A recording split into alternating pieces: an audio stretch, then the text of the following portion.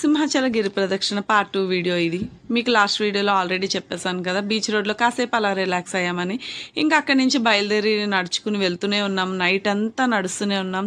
చూస్తుండగానే అలా తెల్లవారిపోయింది.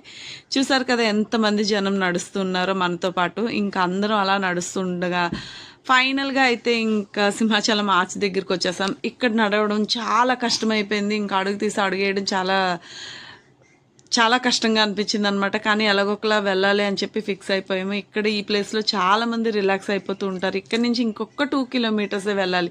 కానీ చెప్పడానికి సింపుల్గా ఉన్న చేయటం చాలా కష్టం. ఆ 2 కిలోమీటర్స్ కూడా ఒక 20 కిలోమీటర్స్లా అనిపిస్తుంది.